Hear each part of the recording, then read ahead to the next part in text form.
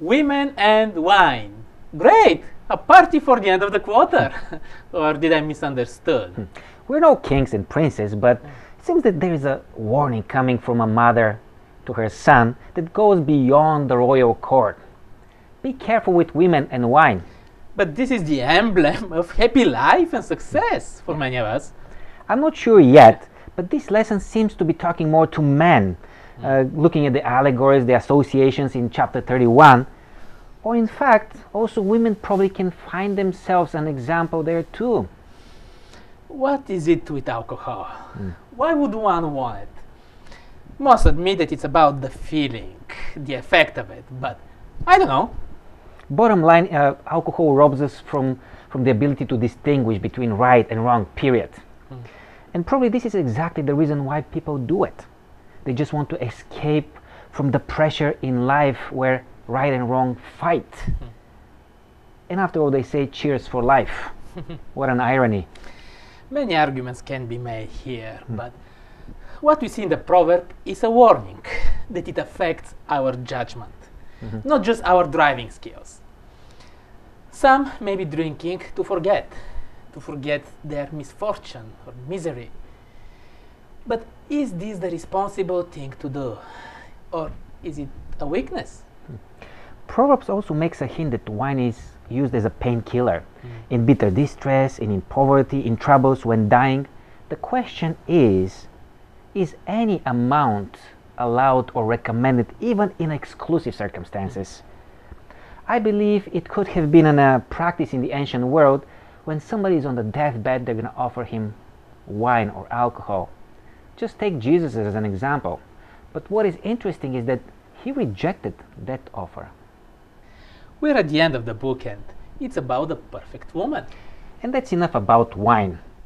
Much more attention, even bigger part of chapter 31 is set apart for the dream woman, about the dream wife. So is this a man's chapter again? Ladies, you can relax. Or is it not? There's some interesting insights here from Jacques Ducan on how the book started with the counsel of the father and ends with the mother, about the poem that the last text represents.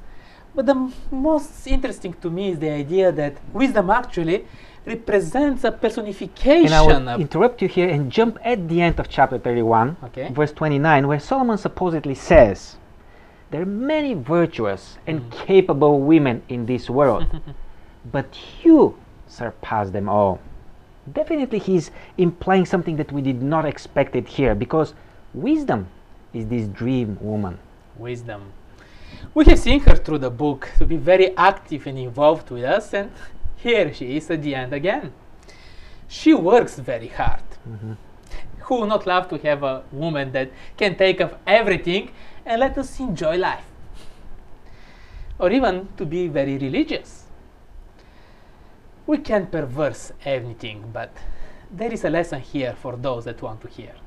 And this woman that Solomon wants us to engage with is really conscious about responsibilities.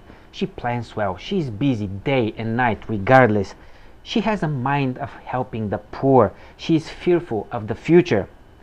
If we live with wisdom in our homes, we will feel confident. We will be protected from the depression, the apathy, and the arrogance in this world. And with wisdom we find life. We really enjoy it. Look at how she cares in the text.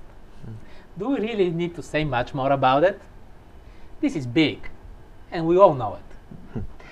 The question at the end is, do we choose by the charm and the beauty, or by the character of this lifestyle who fears God, who walks humbly with God?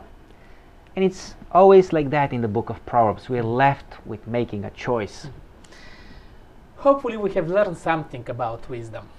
And hopefully we will meet her and experience her in our personal life. It will be a mutual pleasure and enjoyment.